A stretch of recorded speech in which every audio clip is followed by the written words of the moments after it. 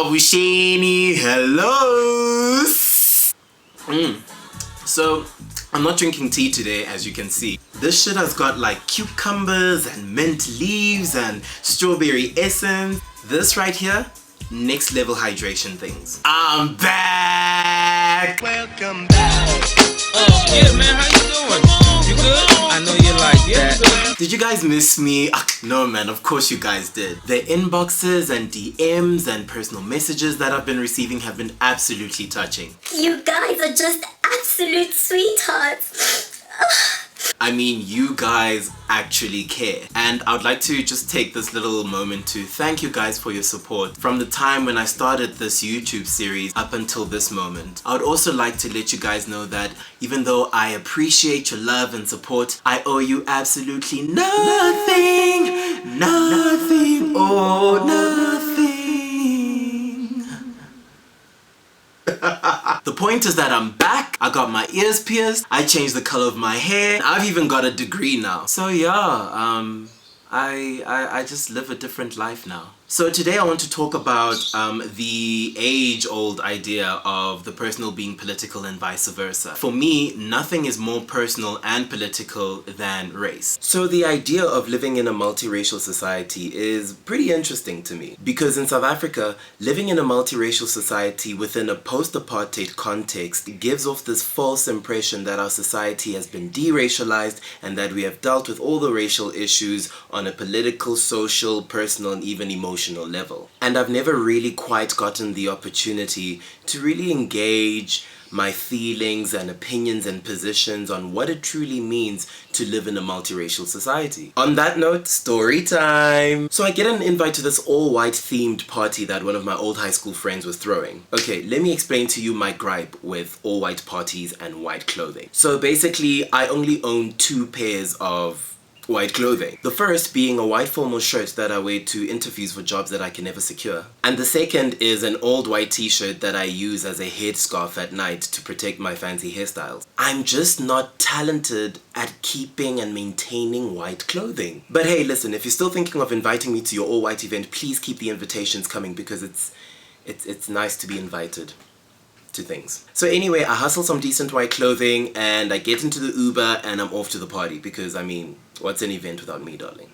So I arrive at this party and it's literally my worst nightmare. Wow! First of all, this party's in Midrand, also known as the cosmopolitan farmland of Gauteng. Second of all, this event is being held in a tent on the ground on which it just rained. And mina Njaiva fucked up. So at this stage, I can already say goodbye to my shoes and the bottom of my pants, which were not mine, by the way. And third of all, the crowd made me a little super uncomfortable. I don't even want to lie, I expected more black people. Instead, it was like these white, rich, hipster kids and then their traditionalist parents. It was like Gossip Girl meets Seven Dylan. But whatever, I arrive at the venue, I find the host, let him know that I'm in the area, grab a drink, and I sit down and I fiddle on my phone, which, by the way, at that stage was on 17% because I was too busy hustling white clothing for parties that I shouldn't be attending in the first place. So whatever, a boy comes and sits next to me.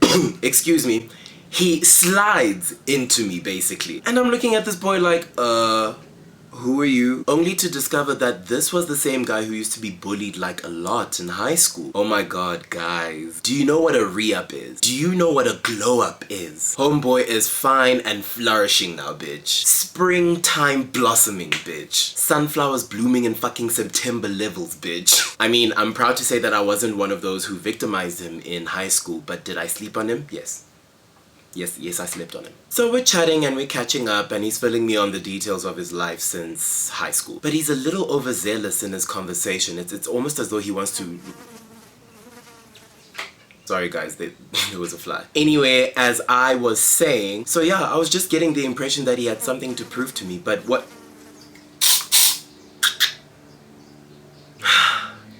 Right. So anyway, as I was saying, I was just getting the impression that he was trying to impress me in some way. But I didn't question his actions, I didn't question his intention, I just let him speak. So he's filling me in on the details of his life, he is studying political science at UCT, he's telling me about how he's grown comfortable with his sexuality and now happily identifies as a bisexual. Oh, mind you, he insists on calling me by my full name. which is Mpumelelo. But obviously he's butchering my name. He's calling me Mapumelelo. And also he was doing this weird thing where after he would say my full name, he would pause and look at me for 2 seconds as though he's expecting Scooby snacks and a standing ovation. But anyway, he continues to fill me in on the details of his life. He's telling me about how he supports feminism, how he's a proud member of the LGBTQ plus community, how he's also a proud supporter of Fees Must Fall, how he's also a proud supporter of the EFF. So obviously for him, 2016 was a very Kylie Jenner year for him. You know, the year of just realizing stuff. And look,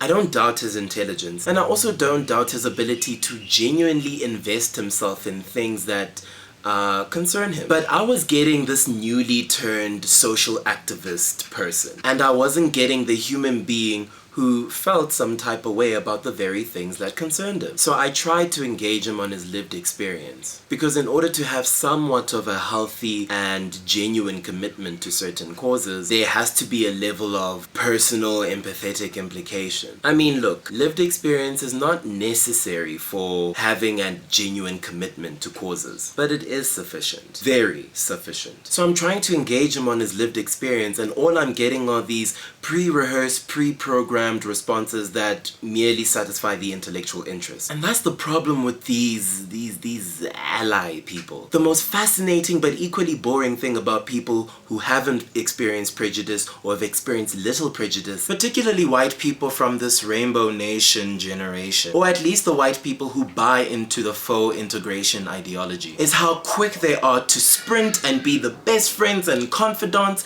and allies of historically or perpetually prejudiced people, instead of doing the work of dealing with the various ways that their mere existence causes different kinds of dissonances within the different arenas of race. A part of the problem in South Africa is that us as historically or perpetually prejudiced people, black people in particular, we have this tendency of holding white people to a lesser standard of empathetic accountability, emotional morality, and just a general sense of humaneness that doesn't include what guilt and what shame. What I mean by that is that we allow white people, particularly these allies, to hold on to their privilege to dissociate their subjective selves from conditions or realities caused by racism or racially inspired prejudice. Look, I'm not saying that white people are fucked up, even though they continue to provide us with reasons to believe that they are. And I'm also not saying that white people are incapable of experiencing hardship or pain. But when it comes to prejudice, what I am saying is that the psychological, physiological, emotional, and spiritual geography of white people is very different from that of people of color or people who have experienced perpetual or historical prejudice. And what I found incredibly interesting when I was having this conversation with the boy at the party, he found it painful for him to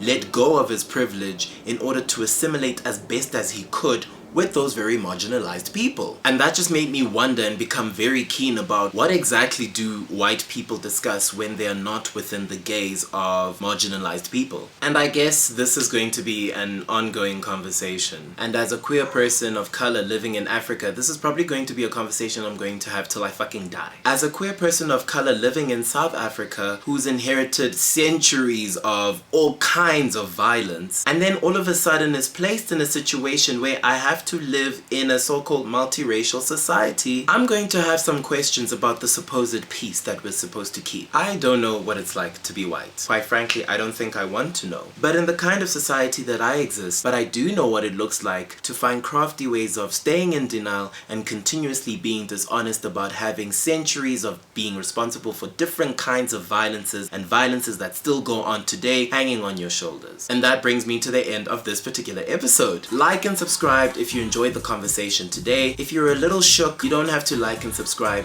but you do have to share because this was a very important conversation. Thanks again for your support. It's so good to be back. I'll see you again in 2 weeks.